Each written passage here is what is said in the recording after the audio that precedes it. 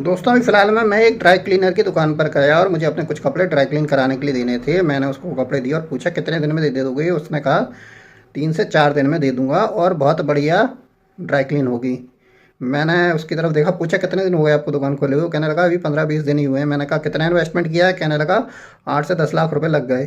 तो मैंने हंसकर बोला कि तुम बढ़िया ड्राई क्लीन करके दोगे नहीं दोगे ये टेंशन तुम्हें होनी चाहिए, मुझे नहीं, क्योंकि मेरे तो कुछ हज़ारों का नुकसान होगा अगर तुमने ड्राई क्लीन सही नहीं किया। लेकिन तुमने तो 8-10 लाख रुपए लगा रखे हैं। मेरी कपड़ों की ड्राई क्लीनिंग सही नहीं करोगे, सर्विस सही नहीं दोगे, ऐसी और लोगों की नहीं दोगे, धीरे धीरे ये तुम्हारा काम ठप हो जाएगा। क्योंकि लोग तुम्हारी सर्विस से खुश नहीं होंगे और लोग तुम्हारे पास आना ही बंद कर देंगे। जी हाँ, जीवन में ऐसे बहुत सारे पहलू हैं जहाँ पर हम टेंशन लेने लगते हैं जबकि टेंशन दूसरे को लेनी चाहिए। जी हाँ, अगर आप स्कूल में टीचर हैं तो आप अगर वहाँ टाइम पास कर रहे हैं, बच्चों को सही नहीं पढ़ा रहे, तो आप निश्चित मान लीजिएगा कि बच्चे का तो जो नुकसान हो रहा है, लेकिन आपका बहुत बड़ा नुकसान हो रहा है। क्योंकि आने वाले समय में उस स्कूल का नाम खराब होगा और जब स्कूल का नाम खराब होगा तो स्कूल वाले आपको भी पकड़ेंगे और फिर निश्चित मानिए आपका नाम खराब होगा। या तो आप अपनी नौकरी गंवाएंगे या आपको वार्निंग मिलेगी।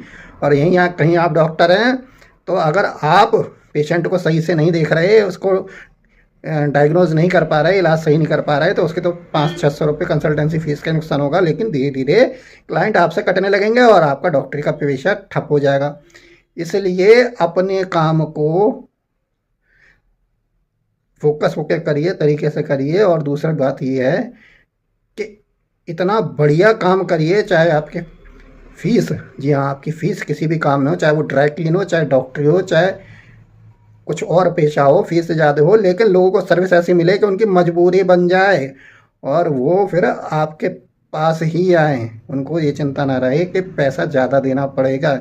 यानी कि टेंशन लो मत, लोगों को टेंशन दो। और एक एग्जांपल लास्ट में दे देता हूँ, जितने बड़े बड़े कॉन्वेंट स्कूल खुल रहे हैं वो कुछ अलग नहीं पढ़ाते, लेकिन उनकी फ़ीस इतनी ज़्यादा होती है जो एक सिंपल सामान्य सरकारी स्कूल या नॉर्मल प्राइवेट स्कूल से बहुत ज़्यादा होती है। कारण ये होता है कि वहाँ वेल ट्रेंड बढ़िया टीचर और अन्य बहुत सारी सुविधाएं दी जाती हैं।